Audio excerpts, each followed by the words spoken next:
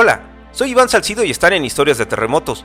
El sismo del 19 de septiembre de 1985 en la Ciudad de México creó dos mundos paralelos que interactuaban entre sí durante aquella tragedia, pero antes de continuar, quiero aclarar que esta es una opinión completamente personal. Por un lado, el centro de la capital se había convertido en un cementerio dominado por el drama provocado por la destrucción y la muerte, pero también un lugar donde los héroes que se contaban por miles se dedicaron a buscar sobrevivientes sin medir riesgos o realizando alguna de las cientos de actividades que había que hacer para salir adelante. Sin embargo, y en contraparte de la solidaridad y la hermandad surgida espontáneamente, las ruinas de la Ciudad de México también se habían convertido en la posibilidad de encontrar un tesoro. Hay que comprender que el entorno económico que tenía el país en 1985 era otro desastre. México estaba al borde de la quiebra, por lo que existía un creciente descontento social contra su gobierno. Las necesidades de la población eran enormes, por lo que la catástrofe provocada por el terremoto se convirtió en la oportunidad para algunos de obtener un beneficio. Los capitalinos tomaron el control de la ciudad sin esperar a que su gobierno solucionara el problema, por lo que la presencia de su población fue indispensable ante tales circunstancias adversas. Sobre las montañas de escombros en que se convirtieron los edificios, trabajaron centenares de voluntarios que serían relevados por miles más, quienes esperaban su turno para entrar en acción, lo que les daba una esperanza a los sobrevivientes de ser rescatados, aunque dentro de estas brigadas no faltaba quien con el pretexto de ayudar, en realidad esperaba encontrar alguna mina de oro. La idea de que todo fue solidaridad y hermandad durante la catástrofe provocada por el sismo del 85 está muy bien adoptada desde entonces, por lo que se suele evitar hablar de lo negativo. Es verdad que el sismo sacó lo mejor de la ciudadanía, eso nadie lo duda, pero también demostró una de las peores facetas del ser humano, ya que hubo quienes buscaron enriquecerse a costa del sufrimiento ajeno, sin importar que fueran civiles de cualquier clase social, autoridades o militares. A continuación, les presentaré algunos sucesos que ejemplifican este fenómeno durante la mayor tragedia ocurrida en la historia de la Ciudad de México. Los invito a regalarme su like para que YouTube les comparta este video a más personas y no olviden dejar su comentario. Les sugiero suscribirse al canal y activar la campana de notificaciones para que sean de los primeros en ver las siguientes entregas. Continuamos después de la identificación del canal.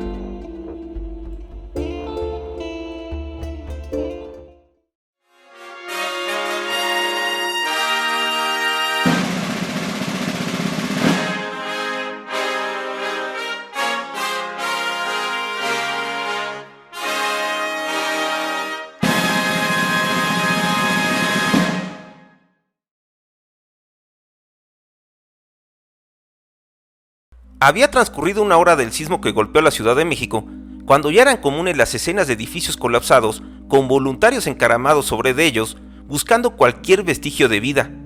Pasarían todavía varias decenas de minutos para que esta catástrofe fuera considerada como la peor en la historia de la capital. En ella, la solidaridad flotaba en el ambiente y a pesar de ello, brotaron una serie de desalmados que aprovecharon esa tragedia para obtener algún beneficio a costa de las personas que luchaban por sobrevivir o que yacían sin vida debajo de los escombros. Uno de los principales epicentros del desastre se encontraba en las ruinas del edificio Nuevo León en Tlatelolco, donde ocurría de todo. Mientras algunos afortunados sobrevivientes bajaban por la inclinada fachada del edificio, los voluntarios subían para localizar gente con vida. Pareciera que la búsqueda de personas vivas era prioritaria, pero en realidad no lo era para todos. Las labores de rescate se llevaban a cabo con toda energía, aunque a veces el objetivo no era una persona, sino los electrodomésticos y los valores de los departamentos que habían quedado regados por todos lados. Algunos vecinos de Tlatelolco atestiguaron cómo varios elementos policíacos se dieron a la tarea de rescatar videocaseteras, televisores, tostadores, radios y cualquier cosa en buen estado para introducirlos en las cajuelas de sus patrullas. Los policías les enseñaban los objetos de valor a sus superiores y los escondían, según ellos, para depositarlos con las autoridades correspondientes. Si alguien protestaba, ellos decían que los aparatos serían llevados al campo militar número 1, donde ahí se podían reclamar, pero en realidad no conozco ni he sabido de nadie que se haya presentado en ese sitio y recuperara algo. Para los vecinos, el pillaje lo iniciaron quienes supuestamente estaban encargados de proteger a la población. En cuanto a los rescatistas en el Nuevo León, estaban arriesgando sus vidas sobre unas ruinas completamente inestables que además presentaban fugas de gas. Aquellos hombres y mujeres en su afán por encontrar vida terminaban hallando diversos objetos de valor, pero ante los rumores de la rapiña llevada a cabo por uniformados, quienes salvaban televisiones en vez de personas, se pusieron de acuerdo y crearon un pacto donde las joyas, el dinero y los valores que encontraran tendrían como destino los trascabos. Nadie tomaría nada, así lo diría uno de los llamados topos. Hemos entendido una cosa: dinero y artículos de valor no valen nada ante esta situación. La vida del ser humano es la que cuenta. Mejor que en los tiraderos a donde se lleve todo esto, que sean los depauperados quienes se queden con ello. Las personas que sobrevivieron a la caída del Nuevo León y del módulo que quedó en pie, se animaron a ingresar en las ruinas para rescatar lo que quedara de sus pertenencias, ya que querían evitar que terminaran en las manos equivocadas, ante el rumor de que por las noches, personal uniformado estaba sacando objetos del derrumbe. Bajo los escombros estaban los distintos objetos que le daban vida a los departamentos, pero a veces aparecían caudales que calificaban perfectamente como tesoros. Ese fue el caso de un grupo de rescatistas que encontraron un lote con valor de $1.000.000, integrado por 426.650 pesos en billetes y 416.400 pesos en monedas, sumando un total de 843.050 pesos, además de un lote con monedas de plata, dinero antiguo, una moneda conmemorativa de los Juegos Olímpicos de 1968 y divisas de otras nacionalidades. No se sabe a ciencia cierta qué pasó con este dinero, pero lo que sí se sabe que ocurrió en el Nuevo León, así como en otros derrumbes, es que muchos rescatistas, cuando encontraban fajos de billetes, aplicaban la de ni para Dios ni para el diablo, así que preferían quemar el dinero para que no cayera en manos de bandidos. Los ánimos se encontraban a flor de piel ante las denuncias de robos en los restos del Nuevo León, una situación que también generó malentendidos e injusticias, como la dirigida hacia dos operadores del módulo 31 de la Ruta 100, un sistema metropolitano de transporte que operaba en la capital. El nombre de estos operarios eran Juan y Nicolás, quienes fueron detenidos por miembros del ejército por traer dinero en una mochila, valores que en realidad eran el dinero de la raya para los empleados de la empresa que estaban ayudando en Tlatelolco. Los hombres fueron introducidos a la patrulla número 63124 para acusarlos de pillaje. Sin embargo, la presión de sus compañeros y de los voluntarios impidieron que se los llevaran. Refiriéndose a los militares, lo siguiente lo comentó indignado Roberto, uno de los topos que trabajaba en las ruinas y lo vio todo. Yo los he visto robar, se llevan de las bolsas en donde sacamos todo, cajas llenas de dinero, televisores, ropa, planchas, consolas y monedas antiguas, todo. Ahora, ¿con qué solvencia moral vienen a reclamar? Así no se puede, hay que mandar a parar esto. Al mismo tiempo, un teniente coronel decía de manera contundente: se les fincarán responsabilidades por rapiña. Ante la posición del militar, un ingeniero que se desempeñaba como coordinador de los voluntarios que trabajaban en el Nuevo León contestó: estas son fregaderas, ¿qué garantía le voy a dar a la gente que quiera ayudar si no los liberan? Haremos que esto pare y que ellos agarren las palas a ver si es cierto que pueden con todo esto, decía enojado manoteando al aire y señalando el derrumbe. Casi al mismo tiempo, otro empleado de la Ruta 100 decía: esto es una nueva arbitrariedad contra nosotros, los trabajadores somos gente digna, venimos aquí a colaborar, no somos aves de rapiña. Respondo por ellos dos y por todos los que están aquí de la Ruta 100. Los hombres terminarían siendo liberados, más por la presión de la gente que por otra cosa. Había quedado claro que la credibilidad hacia las autoridades estaba por los suelos gracias a los rumores en su contra. La arbitrariedad no era exclusiva de Tlatelolco y también se presentaba en otros derrumbes. En los restos del Hotel Principado, ubicado a un costado del Monumento a la Revolución, dos españoles de nombre Ramón y Florentino, quienes además eran dueños del Café Colón que se encontraba en el lado norte del hotel colapsado, fueron detenidos por la tropa cuando sacaban víveres para ser repartidos entre los rescatistas. A la acusación de pillaje siguió una acalorada discusión que alteró las labores de rescate hasta que se logró aclarar el hecho y fueron liberados. Sin embargo, para la gente que se encontraba ahí, el ejército en lugar de ayudar estaba complicando más las cosas, así que en la visión popular deberían estar deteniendo a los verdaderos rateros que usaban uniformes al igual que ellos. A pesar de la opinión generalizada en la ciudad, también existieron buenos elementos del ejército que desempeñaron una verdadera y honrada labor. En las ruinas del Café La Superleche, el soldado Heraclio se encontró por casualidad un recetario en cuyo interior habían escondidos $1,700 y 53.500 pesos en efectivo, dinero que el militar entregó a sus superiores y que fueron llevados a la residencia de Los Pinos en espera de ser reclamados. Del destino de ese dinero no hay manera de comprobarlo, pero sin duda, el soldado actuó de manera honorable. Otro caso similar se presentó en el derrumbe ubicado en la esquina de San Antonio Abad y la calle de Gutiérrez Nájera. En ese lugar, Isidro, un cabo de materiales de guerra, se encontraba en el lugar impidiendo que gente extraña se acercara a las ruinas. Desde su puesto, le llamó la atención una bolsa de dama que se asomaba entre dos losas de concreto. El soldado dejó su puesto y se acercó para sacarla, en cuyo interior encontró más de 100 documentos cobrables al portador, que tenían un valor de 100 millones de pesos. Sin vacilar un momento, el cabo Isidro, en lugar de acercarse a sus superiores, prefirió ir con los miembros del Escuadrón de Rescate y Urgencias Médicas Serum para entregarles la bolsa sin vacilar y sin extraer ni un solo documento. Ya que estamos en la zona de San Antonio Abad, que tan duramente fue golpeada por el sismo, los edificios que albergaban a los talleres de costura se habían desplomado con centenares de costureras en su interior, pero también con toneladas de telas, mercancía, maquinaria y las cajas fuertes de las empresas, tesoros en los que únicamente pensaban los empleadores de esas mujeres, quienes batallaban por sobrevivir bajo los escombros. En San Antonio Abad se estaba llevando a cabo una verdadera lucha por la sobrevivencia. Los primeros voluntarios que se acercaron a los derrumbes al terminar el sismo podían escuchar los lamentos de las sobrevivientes y los pedidos de auxilio. Mientras ellos se las ingeniaban para conseguir herramientas y sacar a las costureras, algunos patrones ya las daban por muertas antes de tiempo, y su objetivo era claro: rescatar sus tesoros que habían quedado bajo los escombros, ante la mirada atónita de las costureras que simplemente se preguntaban: ¿dónde está nuestro gobierno? Así recuerda esos momentos una empleada de costura. Ayer vinieron los dueños y dijeron que lo que ellos querían era la caja fuerte, que la gente no les importaba, así dijeron, tenían que rescatar la caja fuerte y su dinero, que lo que estaba allá adentro les valía madres.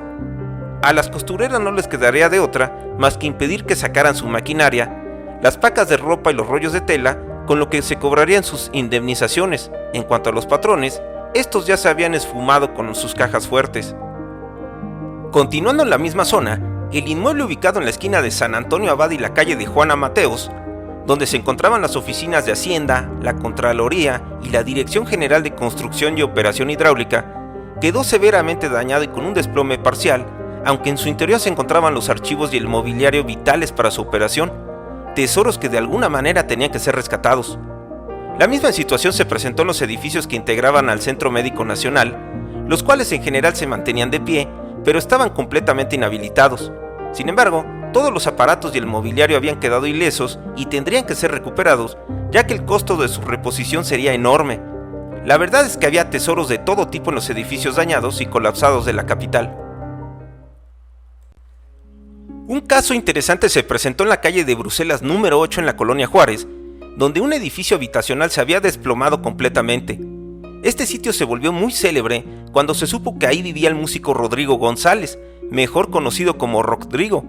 Para la tarde del jueves 19 de septiembre, ya se tenía certeza de que el artista había perecido junto a su esposa en el temblor, aunque también se sabía por gente cercana a él que debajo de esos escombros existía un tesoro y no se trataba de dinero, sino de un cuaderno engargolado en el que Rodrigo había escrito más de 300 canciones de su autoría, material que fue buscado por algunos de sus amigos, quienes pudieron rescatar su guitarra, sus gafas y algunos cuadernos, pero no el escrito que deseaban.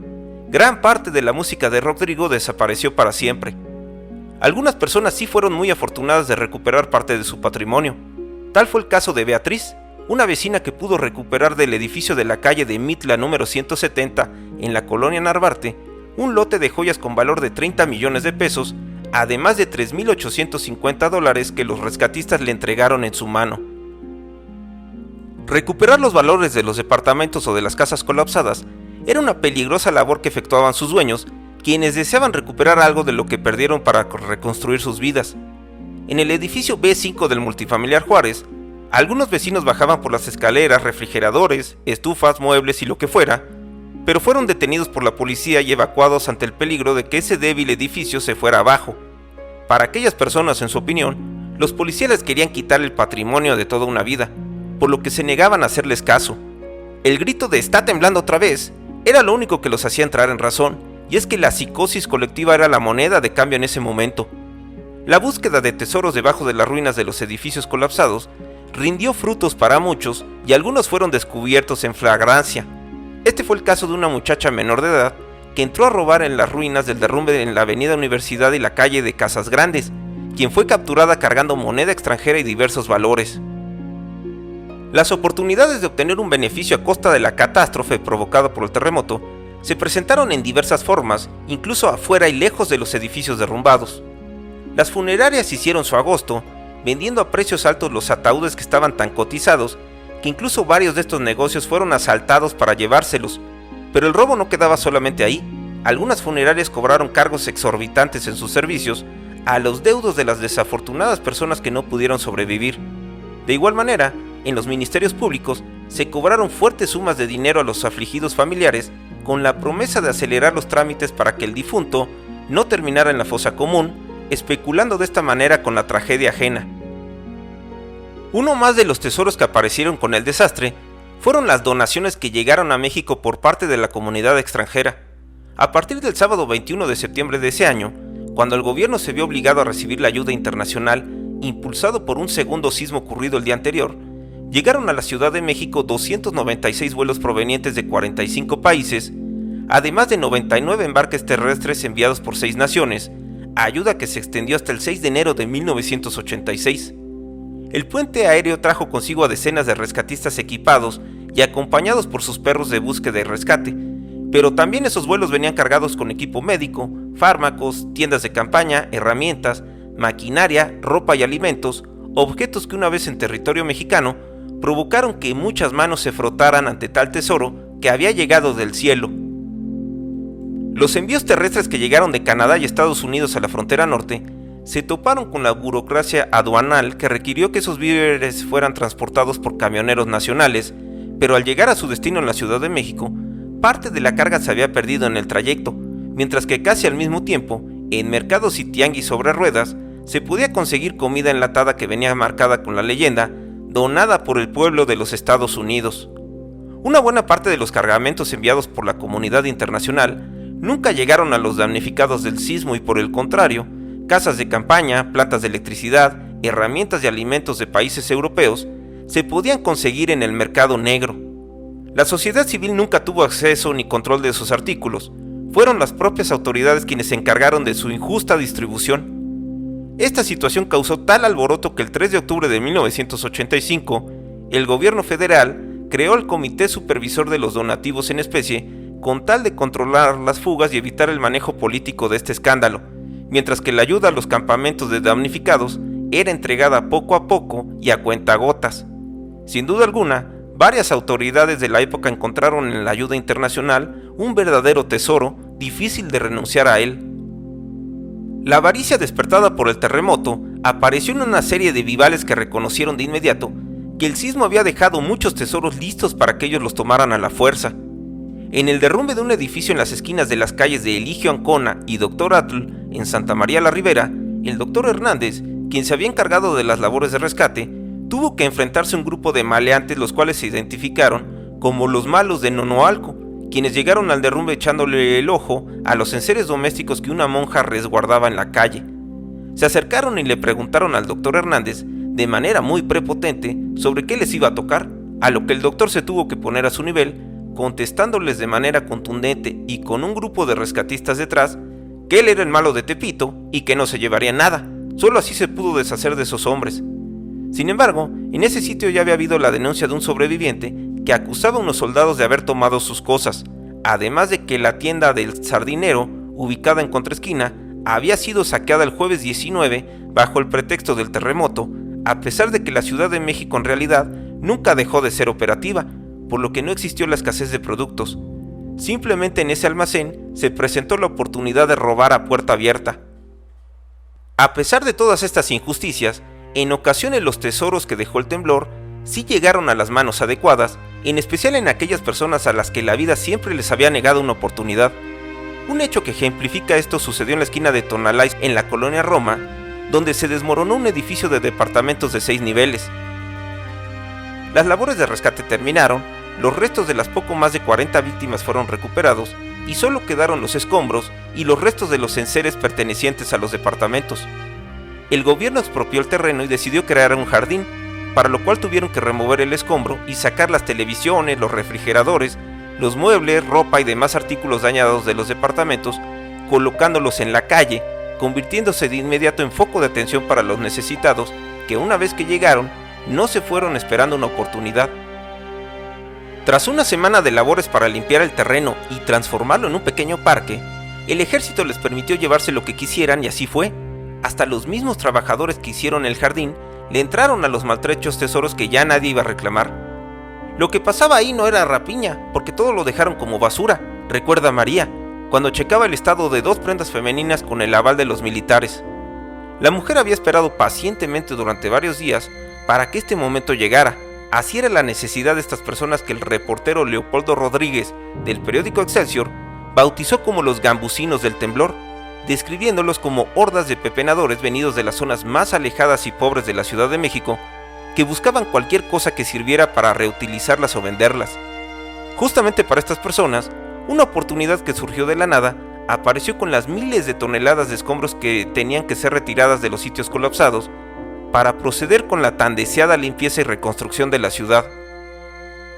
Las autoridades capitalinas, a través de la Comisión Intersecretarial para Auxilio de la Zona Metropolitana, se dieron a la tarea de definir los tiraderos para depositar los desechos, así que se establecieron 3 sitios alejados del centro de la capital, cuyas rutas fueron publicadas en los diarios capitalinos el domingo 29 de septiembre de 1985. Los 3 basureros dispuestos fueron el tiradero 1 en el bordo poniente, el tiradero 2 en el socavón de Iztapalapa y el tiradero 3 en Santa Fe, una zona olvidada al poniente de la Ciudad de México, repleta de rellenos sanitarios y pandillas, a la que nadie en su sano juicio asistiría, salvo los centenares de pepenadores junto a sus familias, a los que se les presentaría una oportunidad como nunca en su vida y de la que surgiría una nueva fiebre del oro.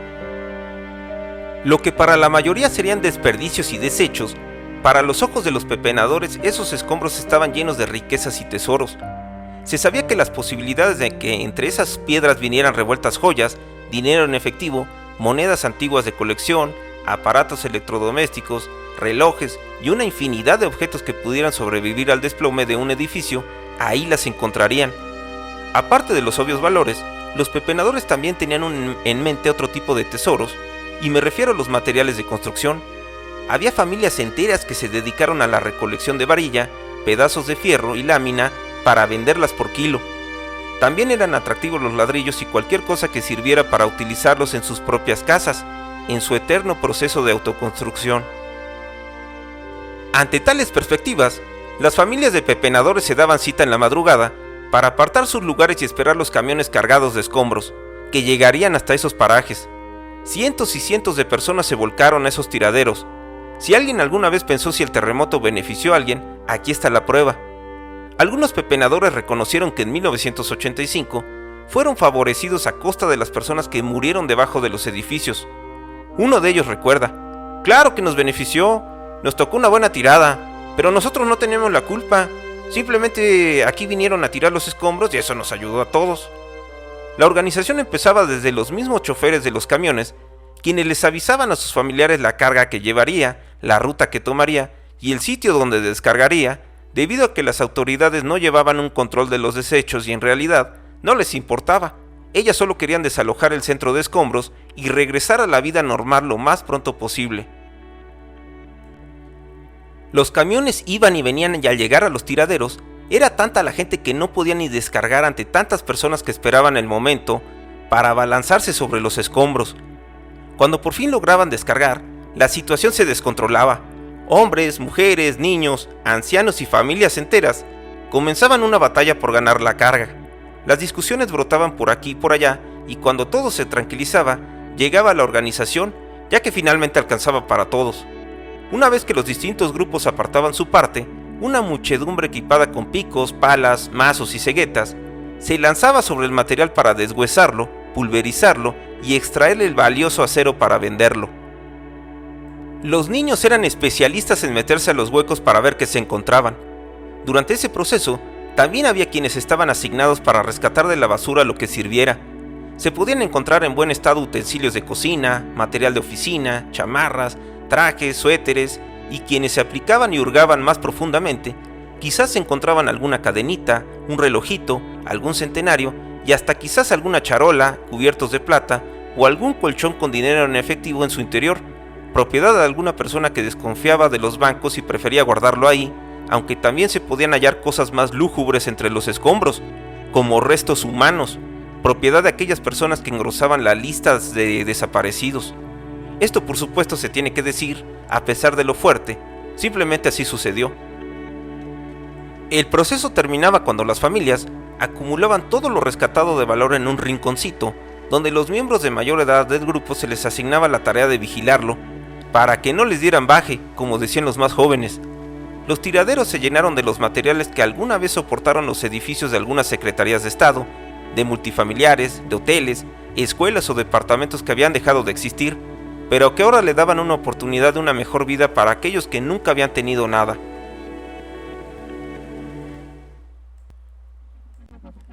En la actualidad, Santa Fe, un moderno barrio habitacional, ha dejado atrás definitivamente su pasado como un basurero y tiradero a cielo abierto, que en 1985 recibió parte de los escombros del terremoto.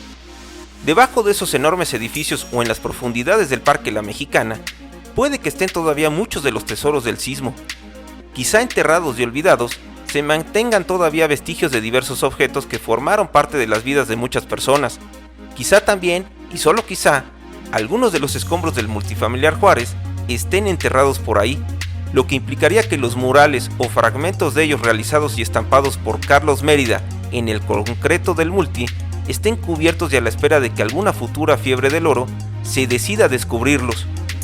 Es así como fueron peleados los tesoros que dejó el terremoto, la mayoría de una forma inhumana, al practicar el saqueo y buscar sacar tajada del dolor ajeno, otros de manera honrada al recuperar sus bienes y unos más de manera justa, ya que la vida les dio la oportunidad de favorecerse de lo que nadie quería. Definitivamente el terremoto los terminó socorriendo. Es así como termina esta historia. Si te agradó, por favor regálame tu like y déjame tu comentario. Te invito a que te suscribas al canal y no olvides activar la campana de notificaciones. Todo esto es gratis y te permitirá ver primero que nadie los siguientes videos.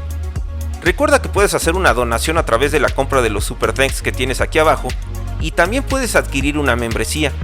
Si te interesa el tema de los sismos, no te pierdas los capítulos del podcast ni los shorts del canal, ya que continuamente estoy subiendo información que seguramente te gustará. Gracias y nos vemos en la siguiente entrega.